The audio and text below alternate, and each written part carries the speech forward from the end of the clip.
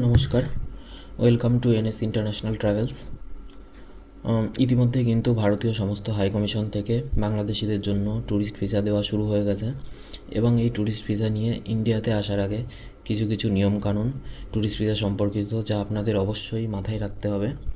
তো এখানে আপনারা স্ক্রিনে দেখতে পাচ্ছেন একটি ট্যুরিস্ট ভিসার স্পেসিমেন কপি দেওয়া আছে।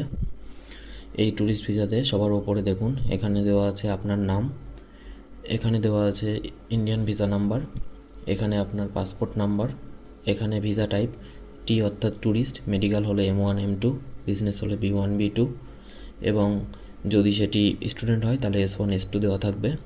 নাম্বার অফ এন্ট্রিজ মাল্টিপল, এখানে যদি ডবল দেওয়া থাকে তাহলে দুবার, সিঙ্গেল থাকলে একবার, ট্রিপল থাকলে তিনবার, মাল্টিপল আছে অর্থাৎ এই ভিসাটি ব্যবহার করে এই নির্দিষ্ট সময়সীমার ভিতরে যতবার খুশি ইন্ডিয়াতে কিন্তু আসা যাবে। এছাড়া কিছু এন্ডোর্সমেন্ট আছে, দেখুন এই লাইনটিতে লেখা আছে অ্যালাউড বাই এয়ার অর্থাৎ ভারতবর্ষের সমস্ত এয়ারপোর্ট, ICP হরিদাসপুর অর্থাৎ বেনাপোল, আগরতলা, গেদে অর্থাৎ দর্শনা, রেল, চিটপুর আর NJB মানে নিউ জলপাইগুড়ি, এই রুটগুলি ব্যবহার করে আপনারা কিন্তু ইন্ডিয়াতে আসতে পারবেন।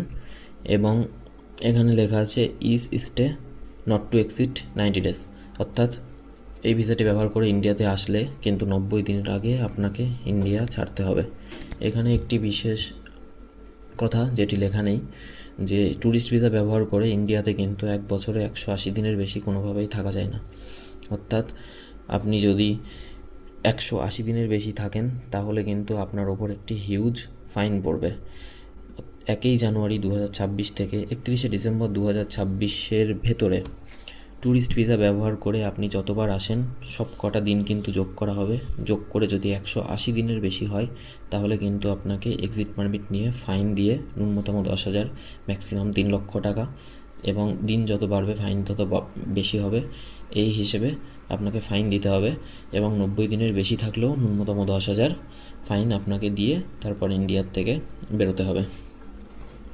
এরপর আমি বলে দিই যে ট্যুরিস্ট ভিসা আপনারা কিসের জন্য ব্যবহার করতে পারবেন। ট্যুরিস্ট অর্থাৎ ভ্রমণের জন্য তো অবশ্যই, তার সাথে সাথে বন্ধুবান্ধবীর সাথে দেখা করা এবং বিভিন্ন আত্মীয়র বাড়ি ঘোরা, সাথে বিভিন্ন যোগব্যায়ামের ট্রেনিং করার জন্য আপনি ট্যুরিস্ট ভিসা ব্যবহার করতে পারেন।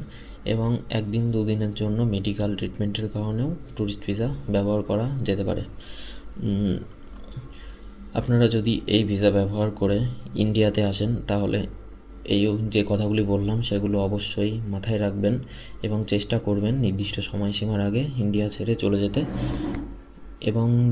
এবং সাথে আপনারা আপনাদের হোটেল রিসিপ্ট, তারপরে ট্রেনের টিকিট এবং যে আত্মীয়র বাড়ি যাবেন তার ফোন নাম্বার, অ্যাড্রেস সাথে রাখবেন।